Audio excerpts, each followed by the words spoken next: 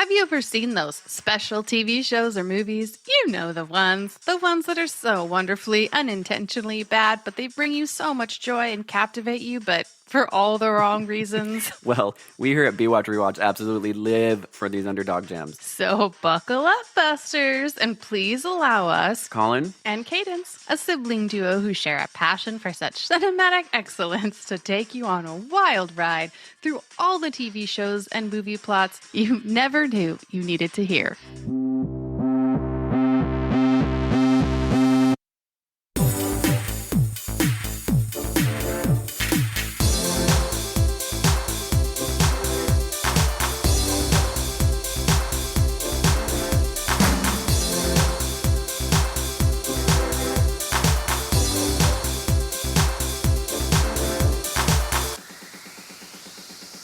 Oh, Hello. hi.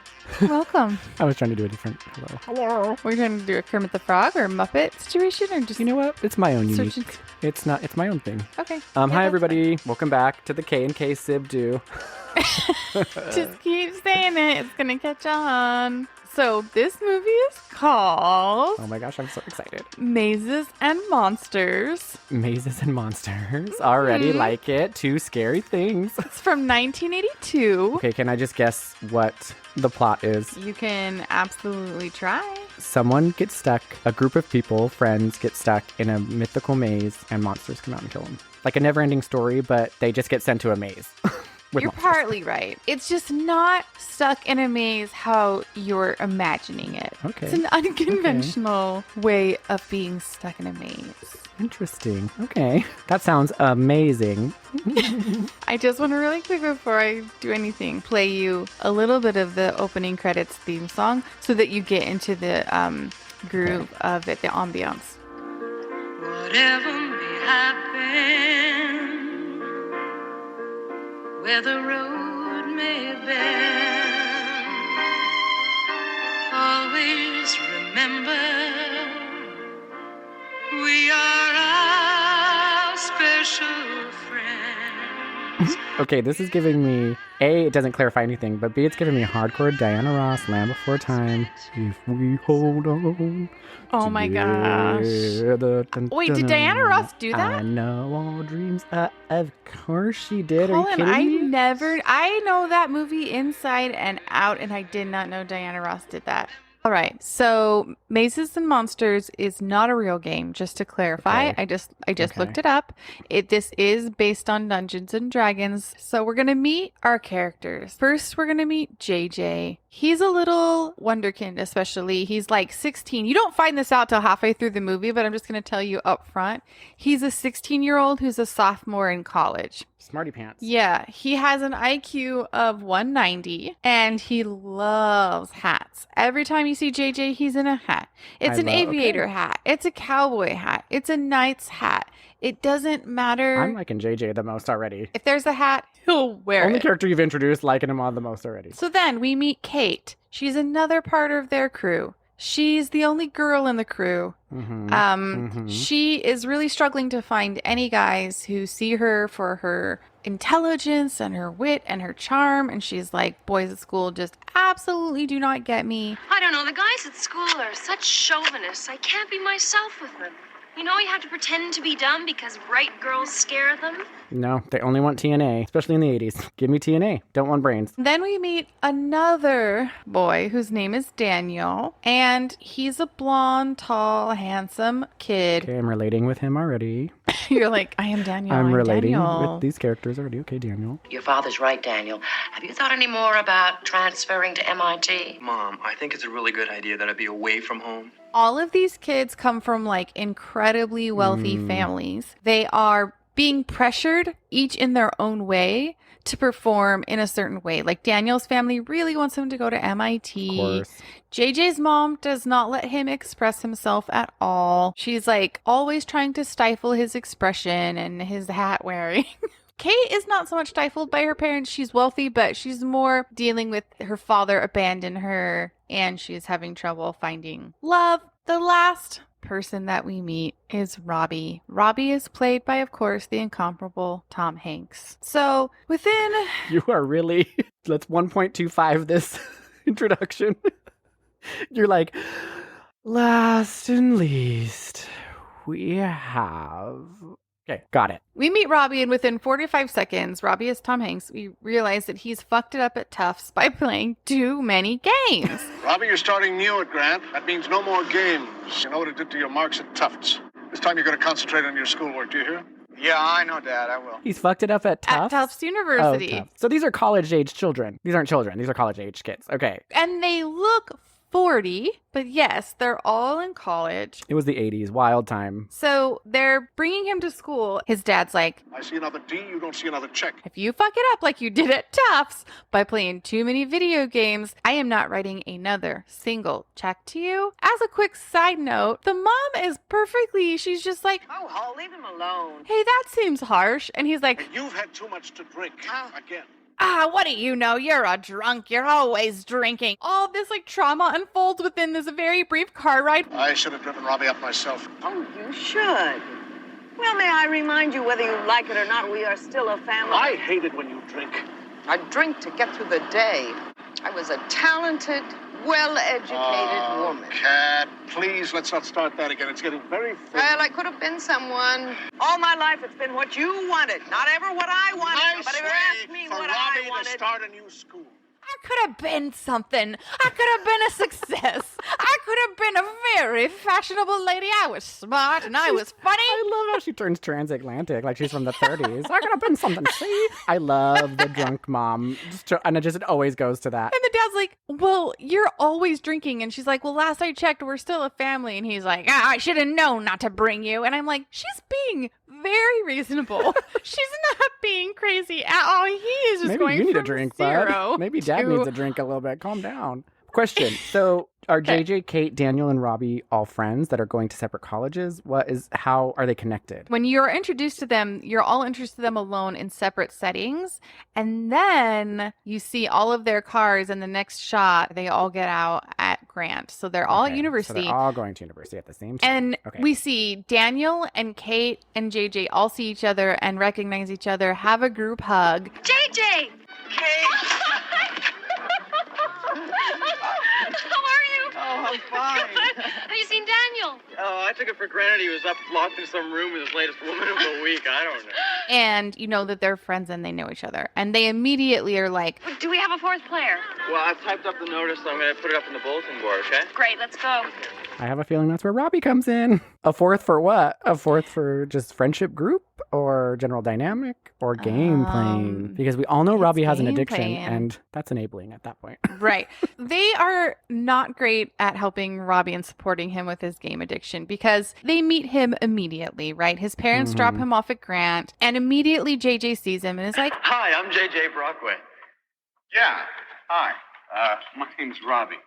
Robbie Wheeling. I'm sort of new here. So. Listen, you play Mazes and Monsters? That's my sign there. Yeah, JJ Brockway. I used to, but I don't anymore. Oh, that's too bad. We really need a fourth player. Sorry. Oh, wait, listen. I'm having an intimate little party tomorrow night for Bridget Bardot. It's her birthday. So if you want to show up around 8, second floor, it'll be the room with all the noise. hey, bud, you look new here. Why don't you come to a party I'm throwing? I would love to see you there. Robbie shows up to JJ's party, and I just want you to know JJ is still wearing a hat. He is always wearing a hat. I just want course. to emphasize that. At the party, he's wearing a construction hat. So it's like his thing. It's like his quirk, like his funny thing. Well, yeah, because he's a 16-year-old genius. So, like, of course, he's Oh, going to of be a little course, of eccentric. course, I get it. course. Where do you get a construction hat? Where do you just find one? I mean, is it a real construction hat? Did he steal it from someone? Is it federally graded? I don't know. I don't know. Is it going to protect him? I don't know. Okay, so go on. There's also another little thing about JJ that this is just my own irritation. He has a bird he carries around in a cage all the time that speaks, but you guys, it's not a parrot. I swear it is a black crow. Kaydence crows are very smart. They're smarter That's than true. parents. That's very Parents, true. parrots. They're smarter than our parents. I'm thinking about Robbie and his traumatic parents experience. No, they're really smart crows. They're very smart. Okay, so you know what? I was casting aspersions on crows. is a very smart crow. It speaks in complete sentences, and it's also his friend. And its name is Merlin. Crow's I would name is love Merlin. a fucking crow named Merlin. That's all I want. There's a guy in Canada who just has trained one crow to start picking up cigarette butts and dispensing it in a machine, and the machine releases a little pellet of food. And then once one crow figures that out, he tells the other crows, and now all the crows are going around picking up cigarette butts and putting them in these things and getting little pellets. So one crow tells the other crows, he's like, hey, guys, That's how smart they are. They're like, dude, if you do this, get over her. There are some pellets coming out if we pick up these little nasty things that humans spit out of their mouth. And so eventually it's like murder of crows. Word spreads fast in crow community, okay? And now he's teaching them how to do bottle caps. I just imagine this crow. Well, because he said now he's teaching them how to do bottle caps. So I imagine the crow in front of all the other crows with a little pointer and a little blackboard. He's like, okay, guys, these are bottle caps. These are cigarette butts. That's how it's a southern crow. So he's having a party, and at this party, Tom Hanks shows up, and our friend Kate, whom we met earlier, is also at that party. Looking for love. And she's like, What? Oh, nothing. Sorry. You're very beautiful. Thank you. I'm Robbie Wheeling. Ah, Kate Finch. Hi. Hi. You're new here. Yeah, I am. I just transferred over from Tufts. Mhm. Well, before they threw me out, actually. I didn't go to class very much, and that's not the best thing for my marks. Why didn't you go to class? Well, I was into some extracurricular activities. I got kicked out of Tufts being addicted to video games. My mom's a drunk. not video games. Oh, yeah. This is the 80s. This is 82. Not video games. So what games is he addicted to? Is he just sitting playing solitaire by himself? He's just like, I can't get enough. Dungeons and Dragons. Well, you didn't specify that. Okay, so he's addicted to Mazes playing and Dungeons Monsters is Dragons. the game. Okay, well, I didn't know that. I didn't know if they were going to discover this game together in an old dark hall. I didn't know if they all knew about it. So this is already an established game. Robbie's addicted to it. Okay. Yes, got I it. thought that was clear when I was like, the dad says, don't fuck this up like you did at Tufts. You were playing too many damn games of Mazes and Monsters and it took over your life. Okay, got it. So Mazes and Monsters, a All right. well-established game. Robbie's addicted. We got it. Okay, next chapter. So I played a game called Mazes and Monsters a little too much. You're kidding. What level? Ninth level. So am I. Oh. Isn't it wonderful to be finally creating your own scenarios? Yeah, and your own fantasies, too. I'm really going to miss it. No, you're not. We have been looking desperately for a fourth player. This is wonderful. Oh, like it already. So immediately they click. So she's like, we have been looking desperately for a fourth. Daniel, meet Robbie. Well- He's level 9. Hey, you gonna play with us? Well, no, I can't. My folks. Hey, we're not fanatics. Well, how often do you play? A couple times a week. No, I really have to crack the JJ, hooks. JJ, Really? come here, No, come here, seriously. Come I here. mean, It's a level 9. Level 9? You didn't tell me that. Oh, well, sign him up. no, I can't. This semester I have No, to no, you start. can. Look, please just try one campaign with us. Really? You guys, thanks. Come no, on, no, Robbie. and if you don't like it, if it's too much, you can always quit. You're going to be there. I guess I'll have to give it a shot. All right. So I'm getting the vibe. We've set up the movie. These 4 incredibly smart, all with their own backstories, have met, and now they're addicted to this game, and now they're going to play it. Also rich kids, which I think is because they want to show you, like, it doesn't matter what your socioeconomic status is. This game will take over. Even if you have money and resources, it does not matter. It can still ruin your life. No, I think it'll only ruin your life if you're rich. If you're poor like us, we didn't have time to focus on that shit. We were working jobs by the time we were like 10. Someone would come up to me and be like, do you want to play this dungeon? I'd be like, no, I gotta go to work. I'm 12 and I gotta work. I'm a okay? janitor at a lingerie factory. I help clean a pizza place. Like, I don't have any I'm time. babysitting kids left and You right. think I have time for childish shit like that? No, I gotta take care of myself. So, but here's my favorite part. He's like, guys, I just promised my dad that, like, I would not fuck this up, so I don't think it's a good idea. And they're like, just one game, just one campaign, and if it's too much, you can always quit. So it was real heavy on, like, the drug metaphor. Yeah, like literally just take one. It only takes one hit to be Mhm. addicted. I am the maze controller, the god of this universe I have created, the absolute authority. Only I know the perilous course which you are about to take. Your fate is in my hands. All right, so they are game friends now, and now they have game nights. And if you think that JJ is showing up to each of these game nights in a different hat, you'd be correct. Of course, I wouldn't assume anything different. Because he has an endless supply of hats. That's what you told me. Of course. That's what I'm envisioning right now. JJ in a new hat with his little crow in a cage. Merlin, you mean? in the midst of all this, Kate and Robbie are getting closer, and one night I knew they're were in gonna the kiss. dorm room. They're enjoying like a delightful college charcuterie board of a pear and some crackers. That is fancy. That's very pear. You know the price of the pear in college. That was a lot of money. That was 2 days at the pizza place. I can't think of one piece of fruit I ate in all of my college life. Yeah. I have an older brother. His name's Hall Jr. And about 3 years ago on his birthday, it was Halloween night, my mother was throwing this big party for him. And in the middle of it, when nobody was paying attention, he ran away. We never got a letter, postcard, phone call, nothing. Like he disappeared right off the face of the earth. He tells a story about his little brother Hall, and it's Hall. H. Hall, not P. Paul, which I thought it was. I like very beautiful name, Hall. Okay. But it's because later it comes up in a plot point. So is it like Hall, like H-A-U-L, like I'm hauling something off, or is it like Hall, like H-A-L-L? They don't ever show it Because written. one could be a little. I just think of like Hall versus Hall. Anyway, he tells her this really, really sad story about how one night when he was younger, his mom threw Hall a really, really fun Halloween party. Or so she thought. She was just so shit-faced drunk it was Christmas. She's like, trick or treat. He's like, Mom, it's Christmas. She's like, give me more eggnog. So Hall ran away. Shit. What the hell happened? What the hell happened? And I've never seen Hall again in my life. That doesn't make, that's not a, those two things, like a mom throwing you a party, doesn't match up with running away. I could see if it would be like my mom came home drunk as shit, thought it was Christmas, secretly Halloween, came dressed as a ghoul, scared him, he ran away. No, it's my mom threw him this kick-ass party. He ran away. He's gone. No one's ever found him. We watched enough true crime to know the mom killed him. Mom came home drunk. She killed Hall. I'm totally. She came home drunk, thought Hall was a ghoul, killed him, buried him under the house. That's what I think. He tells Kate, he's like, I mean, it's super emotional. And he's like, That night he came up into my room and woke me up and said that he needed all of my money so that he could go to New York. I gave it to him and he told me that he would keep in touch, but he never did. Sometimes I wonder if I hadn't given him the money, he'd...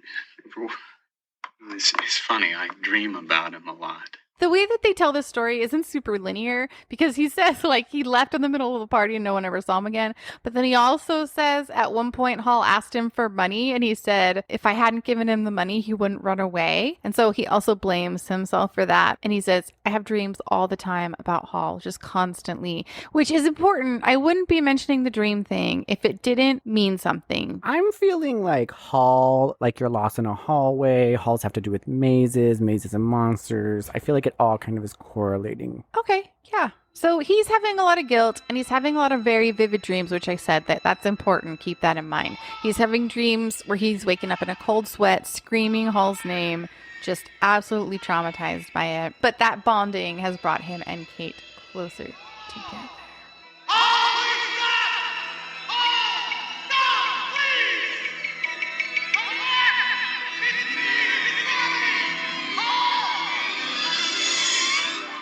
All right, so now we know the sad backstory. We know Kate and Robbie are going to make out. We know everyone's backstory is yada yada. Let's get... I am dying to know where the Mazes and Monsters comes into play. Right now you're just telling me like a WC One Tree Hill storyline of like kids going to college. Where's the meat and potatoes? You remember how you hated me for saying that last time? It's not that you said it. It's how many times you said it. I love saying, let's get to the meat potatoes. Let's get to the meat and potatoes. Shit or get off the pot. Tell me what's going to happen. Go. You know what? I will give one last really insightful moment into Kate and Robbie's relationship before I move forward with the meat potatoes. After he shares this really moving story of Hall, his brother, running away mid-Halloween party, he's like... Okay, close your eyes. Oh, come on. Close them. Okay, now guess where we are. Okay, ready? Come on, yes, ready. All right. All right. Keep them closed. Okay, they're closed. All right, open them up. Oh, a double bed. Yeah. Now we can live together now. Kate, I have a surprise for you. Brings her into the dorm room. He's pushed 2 dorm beds together. Jeez, Robbie. And he goes, now we can live together. What? Robbie, what is going on? Your game is real weird. Telling your missing brother story, your drunk mom, and then pushing beds together and living together? That doesn't make any sense. That a double bed means they can live together. It's that simple. I guess. That simple. Robbie's got it figured out. Kate's like, Robbie, it's too soon. Okay? You should have talked to me about this. Well, what difference does it make? We're together all the time anyway. Yeah, and you know how I feel about you. It's just that I'm not ready yet. It's too soon. I am not 100% sure this was a great idea. We might need more than 2 beds pushed together. I love you. I think you're great. I don't want to break up. You're the love of my life. Oh, so at this point they're dating. You're giving me a lot of dialogue, but not a lot of story. What? They're dating. Okay, so last it was that they just went to a party. They were like starting to kind of fall in love. Okay, so they're full on dating. Obviously, they're ready to move in together. She knows about his brother who ran away. Okay. That's the thing. I thought this was happening over like a very extended period of time, but by the end of the movie, I was like, this happened in like maybe a 6-week time period. All of this stuff. That's all I'm saying is that they've got a weird dynamic. They went from 0 to 100. It was like, haha, play the campaign. My brother Hall ran away. Let's move in together. You knew it the minute that Robbie said that he was. The minute he said he played, he's like, hey, Kate, you heard this game. She's like, yeah, let's play. You knew they were going to fall in love. So this is where things get good. But we've got lots of time. Okay? So let's not rush it. JJ, our boy genius who wears the hats, he's been really struggling because he doesn't have friends beyond his game friends. He doesn't date. He's just really lonely. He's a 16-year-old genius. Plus his mom is telling him he's an ugly pig, but he's smart. But he's a smart pig. And he's like really talking, like telling Daniel, like, because Daniel's a nerd. He plays this game nonstop, but he's a handsome nerd. He's the tall blonde one that I relate to. I get it. And Daniel's like, listen, I'm not some big makeout champ or something. My social life is no big deal. Not for you, it isn't. No, really. Everybody kids me about being the great makeout champion or something. You know what that does to any girl who's sensitive or caring? She's decided I'm bad news before I've had a chance to prove I'm not. I wish I was making out with the girls you were making out with, Daniel. And he's like, well, do you want to make out with me? Turns into this like gay porn. Sorry, I took it at home. Don't be sorry. It's never a bad time to bring up gay porn. JJ, in his sad loneliness, is trying to think of some way that he can really get attention. So he decides he's going to create a masterpiece. Okay. And he tells his friends he has a better idea than playing the game in the dorm room with the candles. He wants to play a real life game in Pequod Caverns. I'd like to propose a new game. Kind of an evolution of Mazes and Monsters, but we'd be playing at a much more sophisticated level. We're not finished with this game yet. Yes, but it's not the same without Freelick. Well, let's hear the idea. In all modesty, it's the most intriguing concept of the game that I've ever heard of. Something that no one else has tried. I propose we play Mazes and Monsters in a real setting. Pequod Caverns. No, here's where the juice starts. Okay, here's where the juicy shit starts. Okay, so let's get into it. They're going to play a real life version of this Mazes and Monsters in a place called Pequod Courts. Which Caverns. Pecan Court Caverns, Courts, whatever. Okay, let's go. I wasn't sure to spell that, so it's literally in my notes as Peequuad, just so phonetically I would remember how to say it. Are you good at when people spell things out for you? Out loud? Oh, I can never figure that shit out. Yeah, no, that's hard to follow. I panic every time. Every time. I remember one time, I think I told you this story, but I was giving swim lessons to a kid, and his mom was like, oh, we have to get his T-E-E-T-H fixed. And I sat there and I was like, what the fuck is T-E-E-T-H? And I was going through my head and I was like, Tethe? And I'm like, and she's like, yeah, what do you think? And I'm like, well, does he display behaviors to get T-E-E-T-H? And she's like, no. Because like when people spell shit out to you, it doesn't register as like a word. Maybe that's just me, but if you spell something out to me, nope, not going to get it. I'm not going to understand what you're saying. No, don't. All right, so the kids are down. They're going to play this game. I'm assuming they all agree because the movie wouldn't be a movie if one person was like, they no, agree. They're going down there. Let's do this real life game. So has JJ in his genius like set something up? Has he like premeditated all the twists and turns? Or is he just like, let's go down there and just riff it? Kolin, I don't know if you remember this. His IQ is 190. Yeah, and do he's a you fucking think pet JJ crow named riffs Merlin. anything in He his has a life? fucking crow named Merlin that did all the work. Okay, that's what I'm thinking. Okay, you and I Merlin's are on all the same drawing up page. some plans with his little feet. Merlin's like flapping around like, God, I have to do these traps. I'm like, I learned JJ. cigarette butts and it turns into creating mazes every time. JJ, you beautiful genius, you Beautiful, ugly genius. Your mom was right. Now the crow is smoking. Yeah. The crow becomes addicted to smoking because he picks up too many lit old cigarette butts. He's like jonesing. He's real mad that he can't smoke. Someone give me a light. He's got a little patch, a little nicotine patch. Forget this fucking mazes and monsters. Someone give me a light. It becomes a whole movie about Merlin's addiction problem to cigarettes. And they're all gathered around Merlin's cage. Merlin, I think you have a real problem. The whole bottom of his cage is just old cigarette butts. He's like, what? It's like a ball pit at like a pizza place. He's like popping out of him about the cigarette butts. I don't have a problem. Just Merlin's little beak popping out of his cigarette butt. Little cigarette butt still do. Oh my god. Okay. So, yes, to answer your question, JJ has this planned out. He has created the most intricate map. It's gorgeous. It's calligraphied, it's colored, it's drawn to scale. He's gotten props from the biology department, skeleton props that he's put in the caverns. Like, it's a thing. Oh, so JJ really planned this. Okay. I love it. This would take like 17 months of planning, and he's just like, let's do it. I got this wild idea. Because he's a genius. Because he's a genius. Because, yeah, you don't ask questions if someone's a genius. You just assume they can do it way quicker because they're smart. Right. And he's also like really struggling to make a name for himself because he's 16 and he is lonely. I think the hats is working just fine, bud. I think the hats and the fucking crow in the cage are working just fine. I'm pretty sure you made a name for yourself around Maybe campus. he feels real boxed in by his choices. Like, I'm sorry. If I went to my college, I'd be like, hey, does everyone know that kid that wears different hats every day and has a crow in a cage he takes everywhere? I'm pretty sure he's made a name for himself.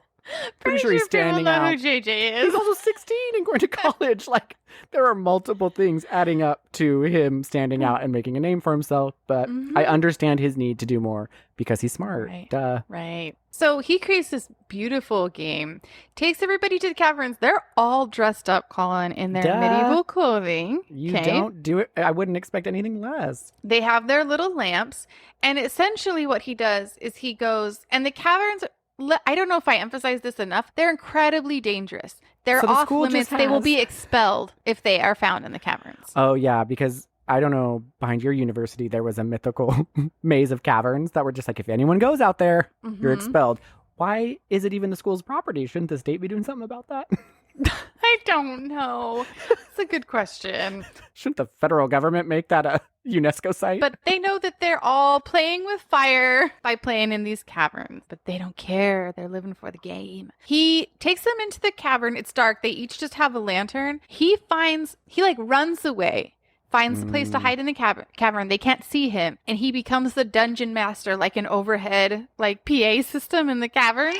Your maze controller is with you, unseen to your eyes.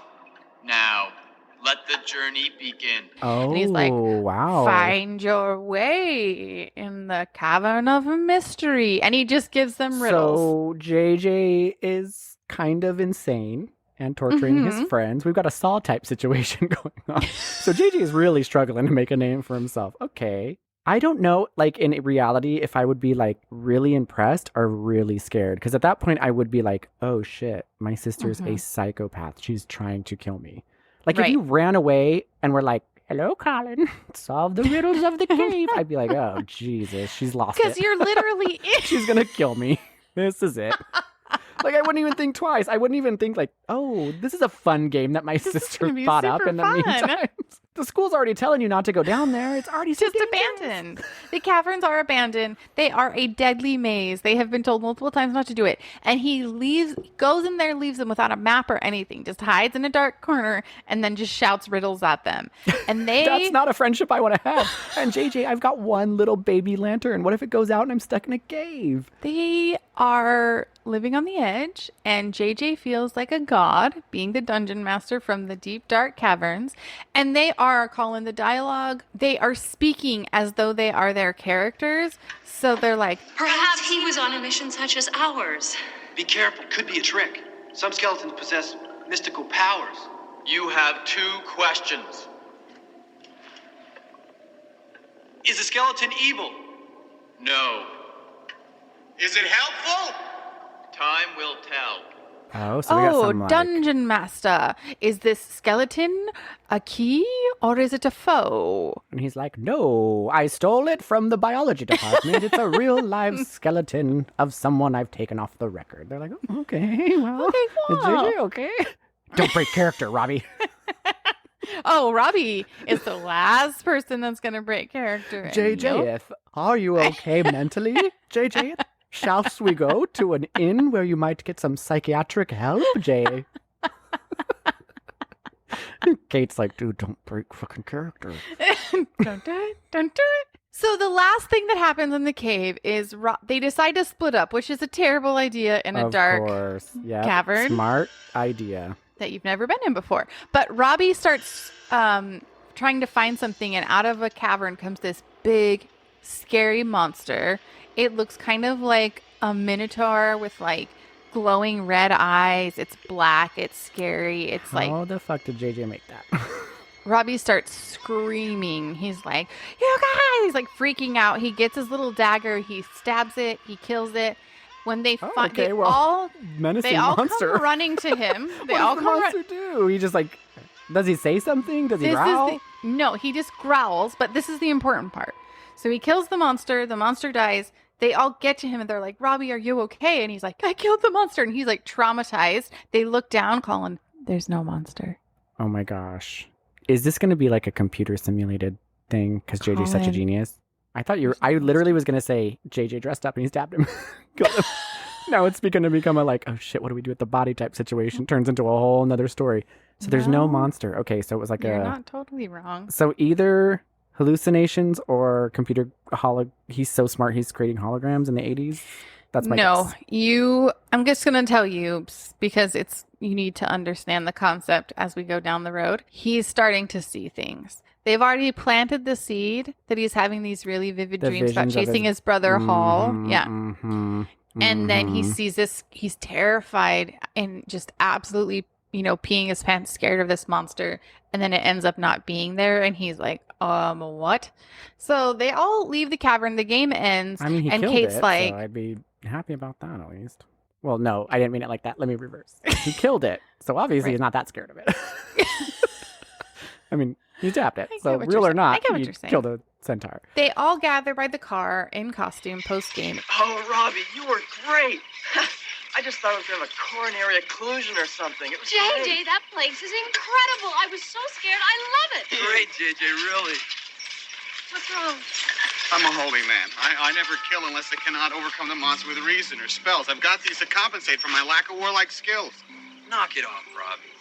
I loved it when Kate saw the skeleton and screamed. Oh, I was so scared. Oh, JJ, I thought you mixed fantasy and reality perfectly. I was going to build some monsters out of paper mache and stuff.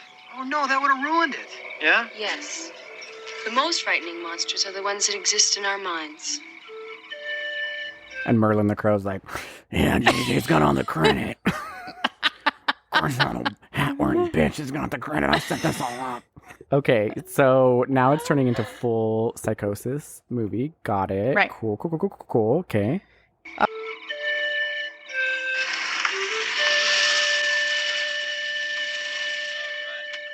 Here's where it starts getting weird.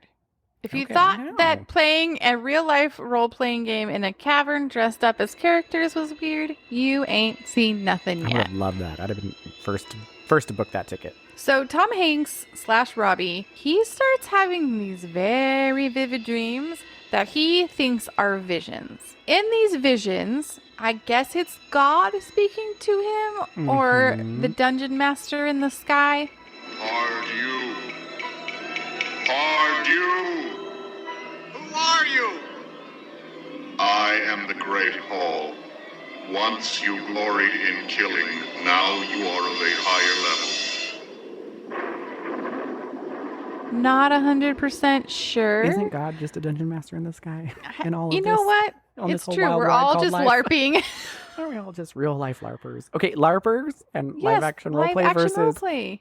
So they are technically LARPing right now, I guess. Is Dungeons and Dragons? Is that Dungeons and Dragons? Jesus. Oh, hey, Robbie's mom. I'm so Robbie's mom right now. Is Dungeons and Dragons considered LARPing? Or is it considered just like... No, I'm just saying they're LARPing because they're bringing it to life. And they're Okay. playing their characters in costume in real life. That's all. I guess that's LARPing, live action role play. I think that's the same thing. Yeah, I don't think we need to split hairs here. But we can keep doing it. I'm just fighting myself about it. Well, is it? No. Maybe? Could be. Are they actually role playing or is it more like Dungeon Master?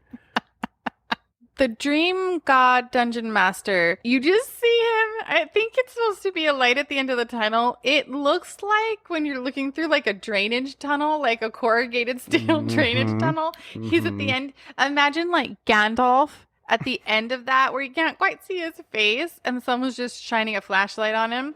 And he's like, To attain the highest level, you must be holy in all your life. You must be pious, humble, celibate.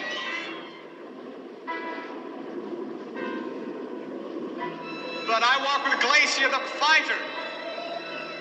The holy man must walk alone. No, wait, please. Great Hall, I need you. When you are worthy, then you will come to the two towers and be one with the great hall. Wait! Hall, please! Wait! Oh, geez. Oh, geez. All right, now we're getting into all kinds of territories. Continue. to me, I just think like if I were a Christian person, because the people who ran the campaign against these games were Christians because they thought it was like devil worship.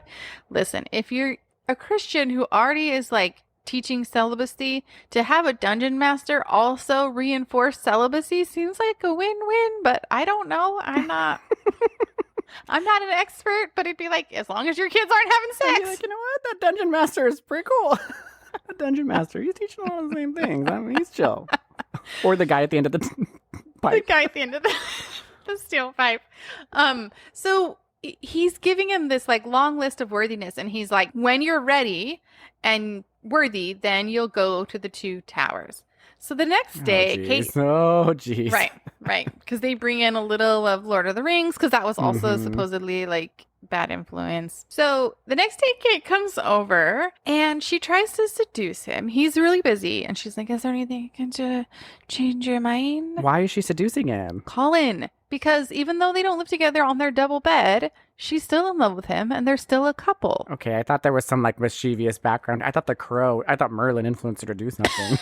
I thought there was some ulterior motives. I hear you. I used to think it was alternative all the time until someone told me when I was like 26 that that's not the right word to use. But like when you learned about vice versa not being vice versa, like last year from me. Wait, I thought it was vice versa. I thought it was vice versa. Are we really having this conversation again? Of course we are. We still can't determine time zones. Or like when I thought approximately meant exactly. I will say though, for a very long time when I was a kid, I thought vague meant like precise. Like I have a vague memory. It was like I have a precise memory. I thought approximate meant like exactly. So people would be like, it was approximately between. And I'm like, that doesn't make sense. And I also, for a long time, this one was real bad. I thought candid meant that you were being like coy. Like, oh, I don't know what happened. And so I'd be like, oh, I was real candid about this situation. They're like, oh, okay. And I was like, yeah. It was getting real. Yeah, like when I would talk to employees, I'd be like, don't be candid. And I'd be like, don't be candid. Let's talk real. And they're like, oh, okay. You're creating a real difficult vibe in here, but okay. I don't really know what to say to that. And I'm like, listen, don't be candid. Be straightforward with me. That was a real hoot to look for. They were like, talk about a dungeon master, talk about riddles. I just, more fear got struck in, and then they're like, dude, I went and saw Colin. He was pissed. He told me not to be candid, but to be straightforward. I have no idea what he wants. He's really testing us. He's really testing our limits.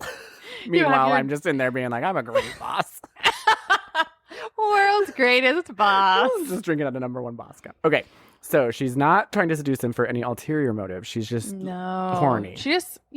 They're college kids. Okay, but when you say seduce, their appearances. If I were to be like, oh, Kaydence, did you seduce Jed tonight? You'd be like, no, we just got busy. We fucked. The seduce is just, it leads me to believe of a slinky. I meant it like... I meant her like slinking in like a snake, like, hey. I thought JJ was behind it. I have my own story. So continue. JJ's watching with his little hat on. He's like, yeah. He's like Denny from The Room, just hanging out watching. The whole master plan is just to see other people have sex because he's like, I need to make a name for myself. Because he can't get a girlfriend. So no, I just meant it like playfully, like he's working really hard on something and she's like, Well, studying hard, I see. Anyway, I could convince you to take a little break. Kate, please. What's wrong?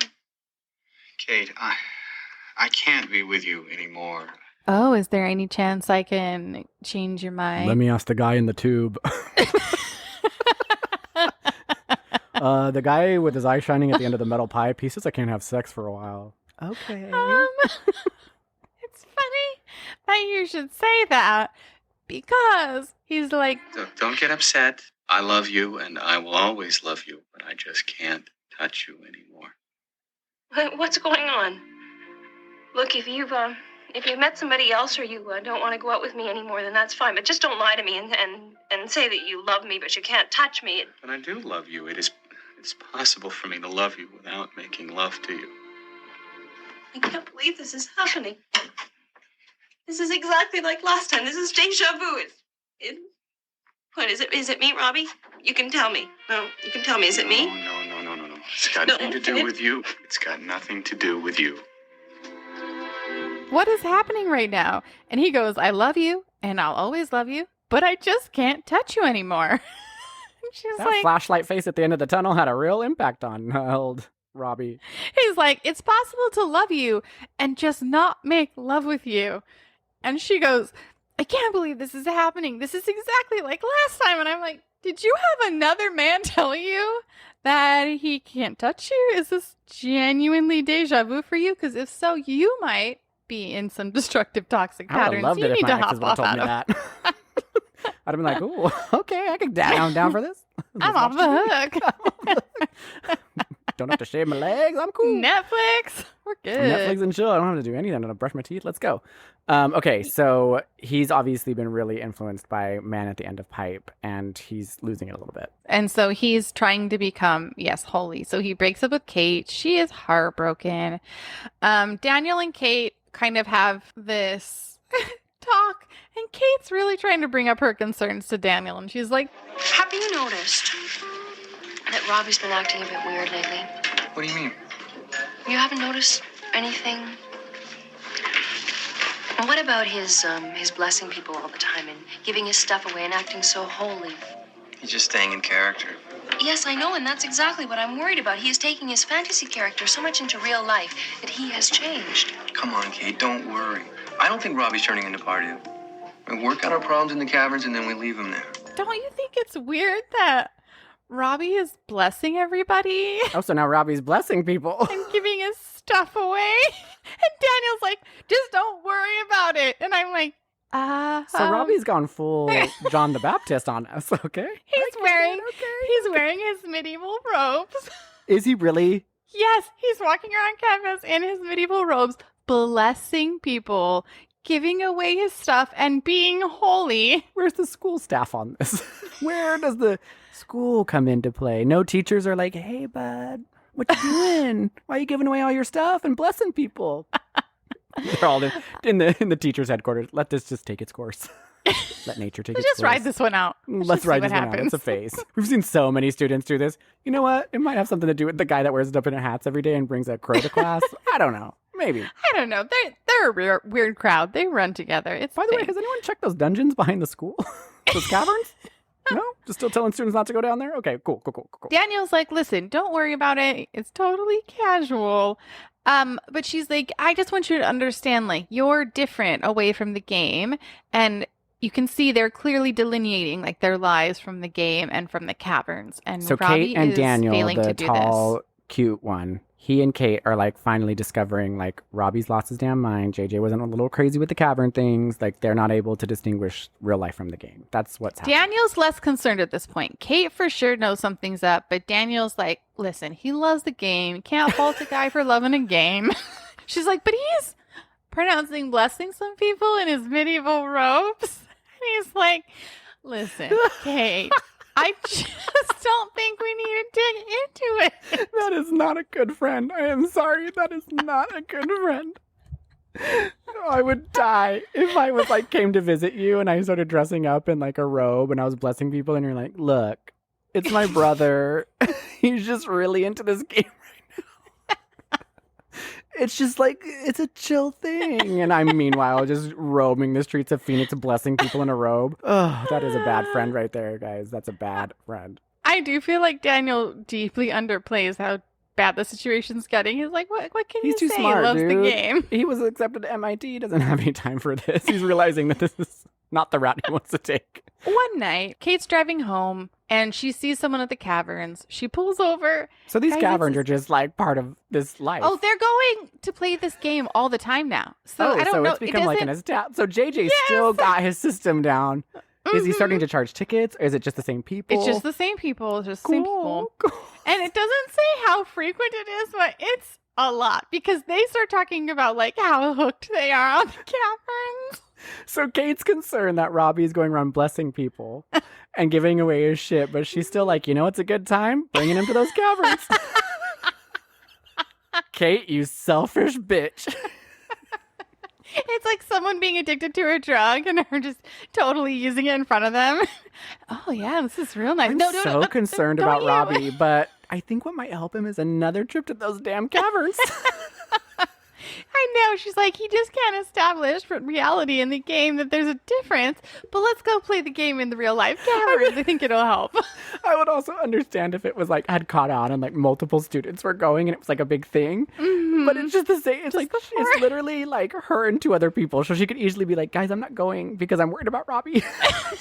Yeah, she's really harping on being worried about Robbie, but she's still got to play that game. She's still got to play that game. She got to get to the end of the cavern. Okay, cool. I also am very much so appreciating JJ and his dedication to this because to run that is a big operation. Is he continuing to get more mean- bones? Like, what is going on? How many Also- skeletons have you amassed at this point? Aside from Robbie being scared about the skeleton, like, what other tricks are in this cavern? Because right now, all I'm hearing is JJ over a loudspeaker.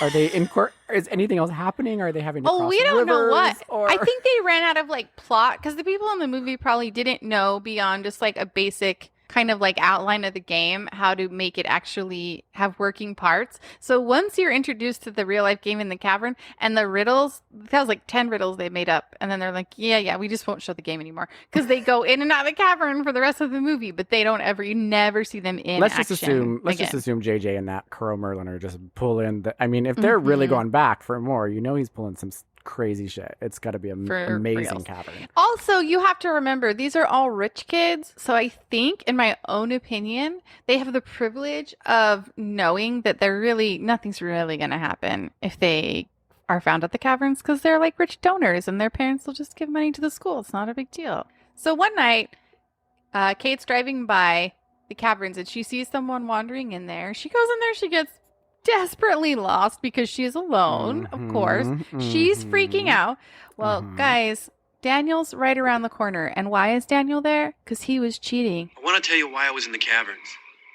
You were burying a body. I was cheating. I was trying to figure out where JJ hid the treasure. And she's like, Daniel, it's only a game.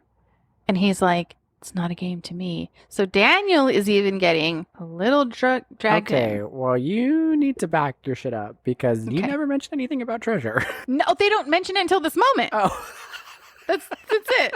Because I'm like, what is the outcome of the game? I is to think find it's a the figurative back- treasure. Okay. Not real, but like figuratively, there's a treasure. So they just have to wander these caves in the dark with their little lanterns until they find some figurative. That's what I was saying. Like, what's the end point of wandering these caverns? Oh, I mean, Like, they I don't have get it. Kolin. I mean, when they set up the game in the original scene, when they all go down there for the first time, there's like clues on the wall, and they'll be like, I can just read thou's handwriting. Does anybody know this language? And then someone will come be like, I learned this when I was just a young boy. It's da-da-da-da-da Elvin. And they like have some made up language. They read it. love So it. there's like I love every it. I want to time be they there. go, there's like these elaborate, like kind of Indiana Jones, kind of Lord of So the we're Rings, just left as a like, viewer riddles. and a hearer of this story. We're just left to Mhm. assume that there's some kind of outcome that's worth Right. getting. to go back to these caves. Because there's like in every campaign, like there's a winner and there's a goal that's specific to that campaign. And so I guess the treasure is the goal that's specific to this campaign. But while they're sitting out in the car, basically Daniel and Kate, the sparks start flying and you realize they're going to get together. And he says, I knew it at the beginning. He gives this very sweet speech where he's like, You know, I was always like Mr. Spock from Star Trek. I thought I had no feelings like a Vulcan. I never thought I could fall in love. You're not like Mr. Spock at all. You're like the Tin Man from The Wizard of Oz, who thought he had no heart, and all along he had the biggest heart of all. You know, I was always afraid to get involved with you because you were so attractive. I thought I was like Mr. Spock and I had no feelings. I thought I was a Vulcan. And she's like, you're not Mr. Spock. You're like the Tin Man who didn't think he had a heart but has the biggest heart of all, and starts making out with him. And so he, in that moment, snapped back to reality. And he's like, you know what? I don't care about this game. All that matters is the real relationships in my life. So Daniel and Kate are now an item. Of course, it takes some making out to get your head on straight. He's like, you know what? Now that you've kissed me and made out with me, Robbie does have a problem. Robbie gave me all of his possessions and he's still blessing people. So let's go figure that out. I appreciate that we're kissing. I love you. You're great. Just let's circle back to those robes though, because you did see Robbie this morning, right? I can't wait to hear what happens next.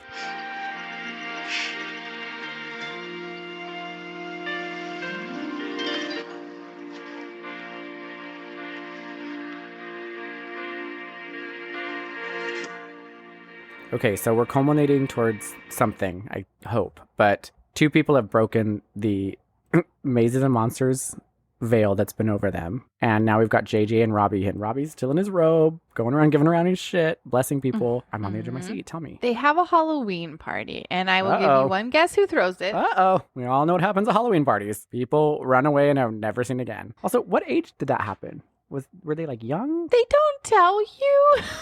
Ever? If it was like when they were, 8-10 years old, then that's like 10 years. It's like a long time that nobody's seen Hall. But if it was like, 6 months ago, No, and he says the worst part is like not knowing where he is. And so you get the idea it's been a while, but is Hall going to be in the caverns? caverns? Sense of time. No, I'll tell you that much. No. Well, thanks for ruining it. Okay, go. So they are having a Halloween party, and you're right. It's kind of the catalyst. Robbie is walking around like a monk in his robes. Oh, geez. Not having any fun at all. So is the idea that Robbie has been possessed by some kind of Mazes and Monsters spirit? No. Satanic Panic? He's losing his grip on reality. Because so this is more of a mental health issue type of movie rather than you being possessed by the devil by playing these games type of movie. But it's saying that, like, if you're in a delicate space, that these games, because they are character building and you have to be this certain character, that, like, your brain will not at some point be able to delineate what's real and what isn't. So I think it's a larger picture, and like it's also trying to tell us as the audience that that's how life is, and like we are these characters of ourselves, and we really have to stop doing that and just be our authentic selves, because we can become wrapped up in the game of life. We can shed our robes. We can shed our robes, and we can stop giving away our shit and just be ourselves. That's what I think the directors were trying to get to. All of a sudden, Robbie's like, this party's not fun. I'm a monk and I don't party. He leaves. He just realizes, like, hey, I don't drink or have sex or party. Like, this sucks. Gotta go bless some people. He goes home. He has a dream, and it's the big one. It's the big one. The Dungeon Master God guy. He's like, now, Pardew. You will know how to find me. Now you are ready. Now's the time. And Robbie bolts out of bed, takes off, leaves the dorm, and everybody the next day starts thinking like, Robbie can get pretty adamant, but even he wouldn't go away for the weekend and leave his door unlocked. Well, then he's got to be around here someplace. Hey, guys. He wasn't in his class this morning. I mean, I talked to everybody and no one's seen him. If he went away for the weekend, then he would have come up to one of our rooms and told us the second he got back. Maybe he got sick or something and he went home early. Where would he go without clothes or his wallet? Have you seen Robbie? He's not blessing people in the cafeteria like he usually is. Where is that little guy? He's nowhere. They've talked to his teachers. He hasn't been to class, and they know something's really wrong. They go to the caverns. He's not in the caverns. They go to the police, and the police are immediately like, You were a good friend of Robbie's, right? Yeah, he's... Excuse me, you said were? Oh, sorry. What were you going to say? Oh, I was going to say that Robbie's a terrific guy. Everyone likes him. When you last saw him, was he depressed or moody? Anything out of the ordinary? I don't think I've ever seen Robbie depressed. He's a very peaceful guy, into spiritual things. Like mazes and monsters? You mean the game? We know he played. We found a map in his room. Robbie a doper? is he a doper? And they're like, no, he's not a doper, sir. Have you But been listening to us? he is high on a game. He's high as fuck on a game, giving a shit all away, blessing people. They're really worried at this point because Robbie's missing and they've also been playing the game. So they're like, how much do we tell the police? Because we're implicated in this. Those caverns say do not enter. Police will be on it. I really hope that this story ends with Robbie having like a following. They find him in like Cincinnati with like a cult leader. He's just like, they're all giving away their shit, blessing people. I hope. I have a feeling it's not going to be that, but maybe. The detective's like, well, what do you guys think happened? Because he knows they were up to something. He just doesn't quite know what. What do you guys think happened? One of the players Robbie played with got carried away and killed him. Well, that's kind of far out. Mazes and Monsters is a far-out game. Swords, poison, spells, battles, maiming, killing. Hey, it's all imagination. Is it? They decide that they're going to hide all of their gaming gear Mm-hmm. Mm-hmm. from the cops because they got to protect their hides. But they will anonymously mail a map of the game caverns to the that police. Makes sense. Okay, I see the logic. But they've already searched the caverns. They know Robbie's not there. Why would they even do that? I don't know. There's no rhyme or reason. I guess they're like, well, I guess maybe they should know we are playing this game and Robbie was really into it. And maybe they'll find his body at the end of the caverns. We don't want to look any further. well, that's what they say essentially. They go after they anonymously mail it. They show up, but they're like, hey, did you guys get any cool packages in the mail? You guys get any like handmade calligraphied maps of like caverns that are off limits to students, but like may or may not be where Robbie's dead body is? And they're like, immediately are just like, let me tell you something. We've gone through that cavern, and if he's in there, he's dead. Like, we are bringing out a dead body. Yeah, they do that's how I not feel. beat around the Yeah. bush at all. Hi, we haven't had much luck. We've looked in the caverns. Someone even conveniently supplied us with a map of the game. But the caverns go on for miles. We have no idea where the body is. Actually, we're not sure Wheeling's in there at all. You want to know the truth? We don't have idea one where Robbie Wheeling is, and I don't know if we ever will. The only thing I know is that if he's in those caverns, he's dead. Of course. That's how I feel. Let's be realistic. Let's not be candid. Let's not be candid about this. When you do the math, he runs away on Halloween, and school starts like September 1st. So that's why I was saying, once you do the math, it's like 6 to 8 weeks. This all unravels that fast. Like his falling in love with Kate, wanting to move in with Kate, becoming celibate, giving his stuff away, dressing in robes, becoming a monk and a Once you holy get a taste of that man. mazes and monsters, it hits the fan. You live in life in the fast lane, the fast cavern. Look, we heard a game of mazes and monsters got a little out of hand over at the university. 15 seconds, bud. Mazes and monsters? Right. You know how to play it? My kids played. I know the game. Well, This is where the hall thing comes into gear. When I tell you, you will absolutely be like, this makes no sense. And I will say, yes, I know it doesn't, but they had to find a connection somewhere. So Kate has this vivid memory. They left the police station. They're brainstorming how to find him. She has this vivid memory of like, Merlin, enough. Oh my God. That's it? What? The Great Hall. It's not a place, it's a person. Robbie's brother's name was Hall, the one that ran away. Ran away. What are you talking about? Robbie told me that years ago his brother ran away on Halloween at his own birthday party, and they've never seen him since. Now, the last time we saw Robbie was the day of your Halloween party. That's right. What else did he say? Oh, he said that he was dreaming about him a lot.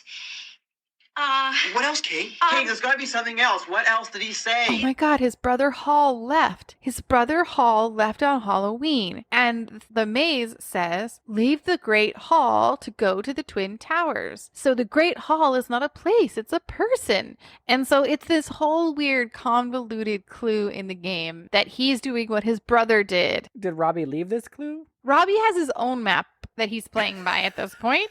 They found it. It's gorgeous. Not as beautiful as JJ's, but gorgeous nonetheless. Okay, so Robbie's gone full on his own quest. Mm-hmm. He's created his own world, and he's left a clue for himself to leave the Great Hall and go to the Twin Towers. Okay, got it. It makes zero sense. But anyway, they realize, like, oh my God, Robbie is really gone. Like, he's like Hall. He took off. You still don't ever find out where Hall went, what Hall is doing, why he left. It's so weird. And why Hall was called to leave when he wasn't playing Dungeons and Dragons. Like, nothing about it makes any sense. Mazes but and anyway, monsters, but I get it. We cut to Robbie on the mean streets of New York City. And he's carrying his portable version of his map and his spells with him, right? Okay, as one does. A scary gang on the street thinks that he has something valuable. And so they're like, Hey, what is that? Give me that. These are my spells. I guard them with my life. these are my spells. Okay. This did take a turn. And they're like, maybe you should hand those to us, because they think he's lying. And he was just like, these are my powers. Is he still in his monk robe at this point? And how did he get to New York? Nobody knows how he got to New York. There's no explanation. He has his own goddamn map. Of course I don't know. No one knows. His robes are not on at this point. But in the alleyway, he is transformed into his character. He gets out his dagger. A monster is coming towards him. He stabs the monster. Snaps to reality, Colin. It's a person. Oh, jeez. Oh, my goodness. Oh, wow. He has a bloody knife in his hand. Oh, wow. And he has stabbed a human being. Moral of the whole movie, don't play role-playing games. That definitely was a twist I was not expecting. Mm-hmm. Okay, got it. Okay. If you're wondering if he gets caught, no. He runs to a phone booth, calls Kate, and he gives this beautiful, moving speech where he says, Kate, I'm in New York. New York? Robbie, are you all right? What happened? Oh, no, I can't remember. Robbie, it's going to be all right. Where are you exactly? There's blood on my knife. Knife? What happened? It's on my hands. I think I killed somebody. I know I killed somebody. Robbie, just tell me where you are.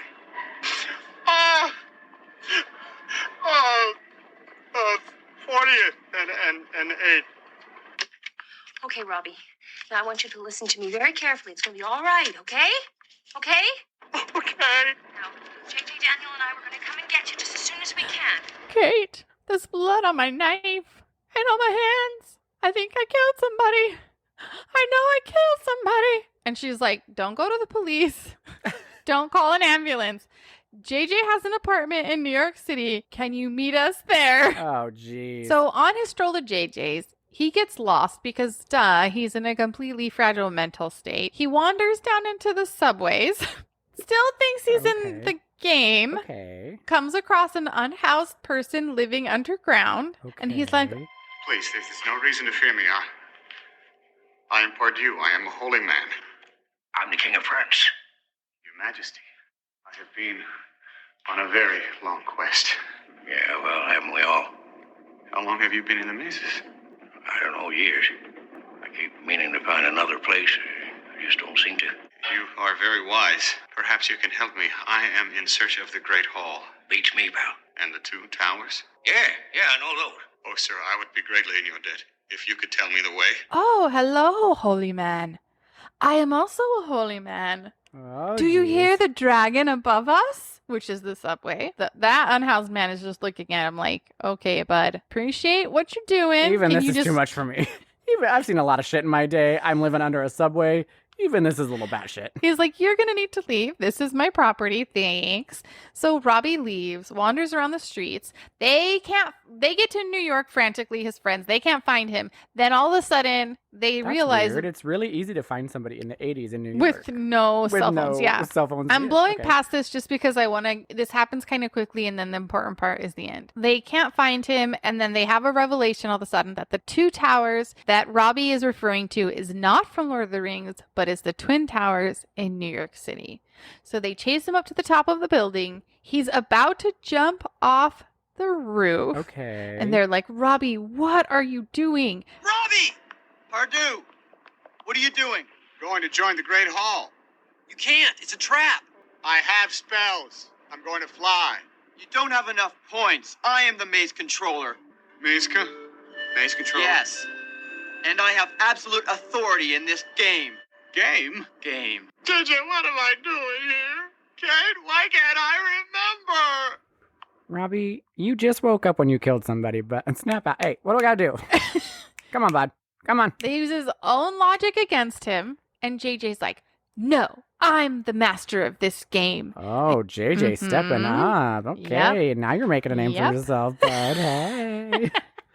Hey, JJ, how you He's doing? like, fuck the hats after this. Hey, JJ, what's going on? Taking authority. I like that. Okay. So for a brief moment, he has some clarity, and he's like, what am I doing up here? Kate, why can't I remember? Why can't I remember? And he starts crying. They give him a group hug. Then we fast forward. This is the very last scene. The title card says 3 months later. 3 months later, Kate, Daniel, and JJ are carpooling. You don't know how good it feels to be finally writing my novel. Yeah? What's it about? It's a surprise. Come on, Kate, tell us. Well, it's about the four of us playing the game and how we conquered our fears through it.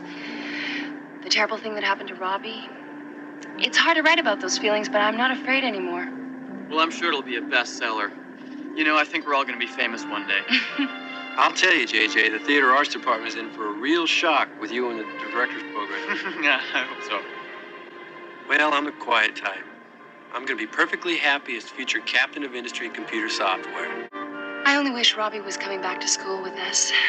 But his mother says he has to keep seeing that doctor. But the important thing is he's going to be okay. Maybe he'll be back next semester.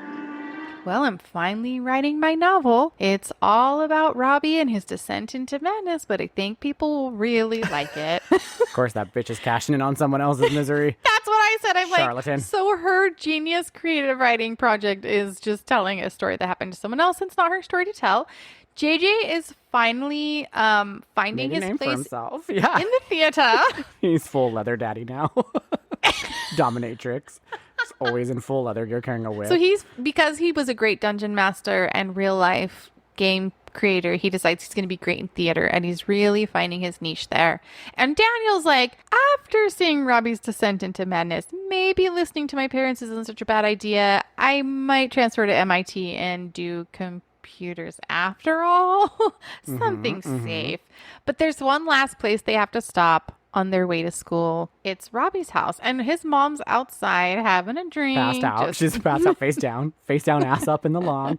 Robbie's inside and he's giving his shit away again. Hello. Hi! So glad to see you. Oh, glad you could come. Listen, Robbie's friends don't come around much anymore.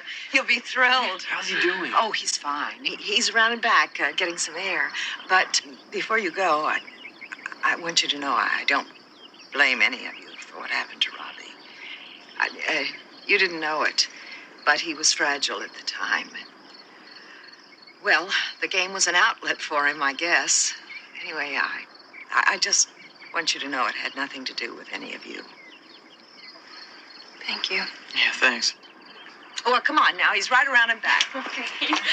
You guys, I absolutely do not blame you for anything that happened to Robbie. Like, he was already not doing great. Except for you, Kate, you dumb bitch. You kept bringing him to those caverns when you knew he was sliding into madness. You didn't stop playing your game. I do blame you, but regardless. Just a little bit. And Just JJ, I a blame little you bit. for creating this whole real life scenario where my son got hooked in and you continued to lure him to the cave with your weird pet crow, Merlin, who somehow is addicted to cigarettes. I do kind of blame you. But Daniel, hey, you going to MIT, I heard. Computer sciences, huh? He's like, I'm not some big makeout champion. She's like, hey, I heard you you're were a big makeout champion. champion.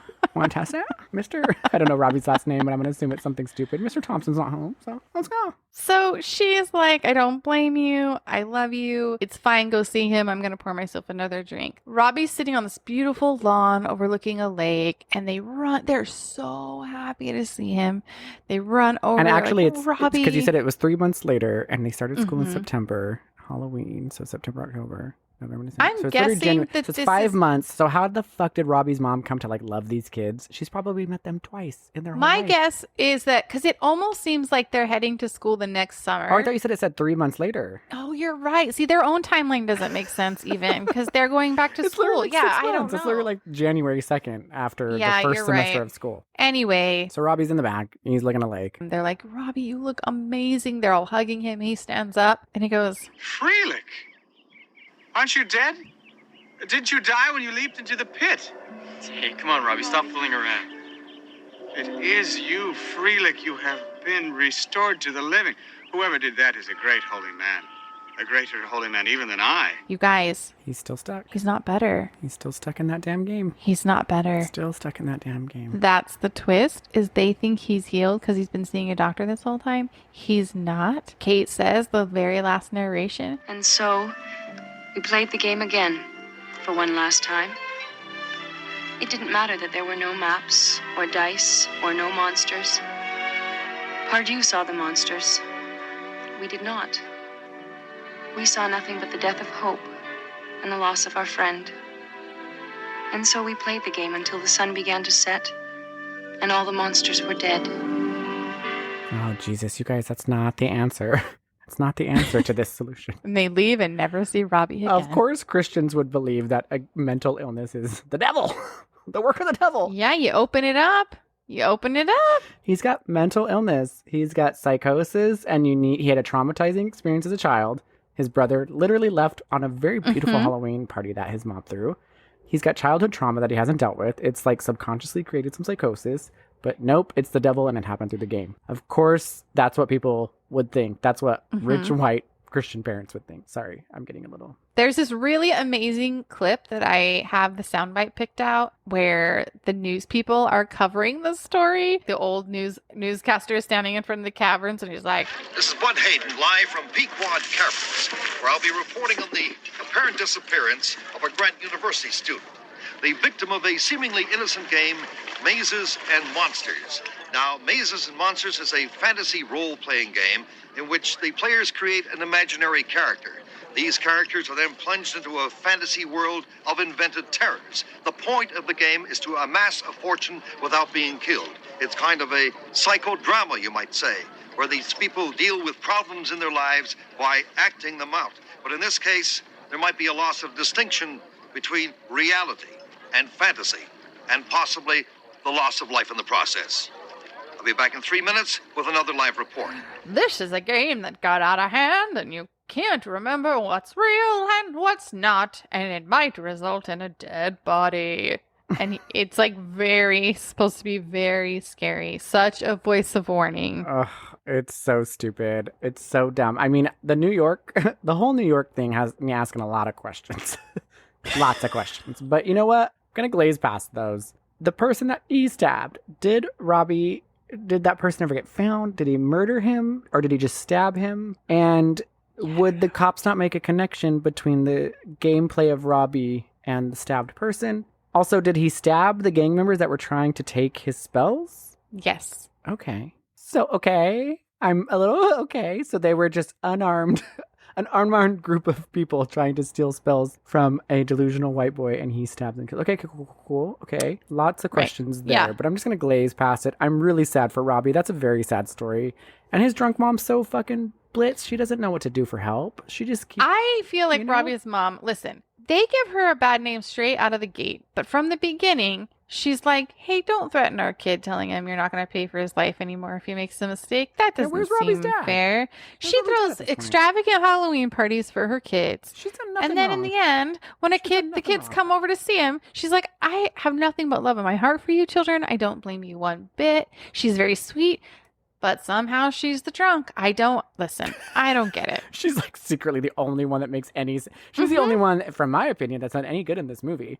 Yeah, Kate's a that's little what I'm bitch. saying. Kate's a little enabler. Daniel's a two-timing. All he cares about is his career, and JJ That's just all cares he about cares being a makeout master. It's really sad. This is a really sad story. I don't feel very good after this. So now do you want to play Dungeons and Dragons? Now do you want to Yes. play? Absolutely. I was just about to follow up Kolin. with saying, like, if you led me to a cave, even regardless of this tale of warning, I would still be like, yes, I want to go to this cavern and play this game that you've created with your crow.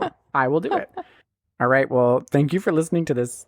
What do you call it? Like a public service announcement. This is our own PSA. Like, don't play Right. games. Don't do anything. Go in church. Pray. Be holy. Don't have sex. Don't touch. But that's the thing that's so confusing to me is like, if this was really Satan, right, wouldn't the tunnel god in the dream be like, have tons of sex, fuck everything up, stab anyone you want? Crazy. Kill that fucking crow, number one. He's the mastermind.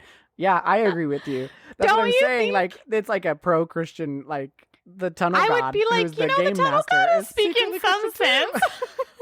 He's like, do good for other people, bless them, give them all your belongings. Like, I'm like, okay, well, I can see the danger behind this, maybe. It seems like a conflicting movie message. would've That been guy a should be whole like, lot more steal fun. from everybody, go to Hey, you know anybody's what? house, take what you want. It doesn't matter. There are no rules. There's no morality. It does not Nothing. matter. It's a free for Chaos. all. Chaos reigns.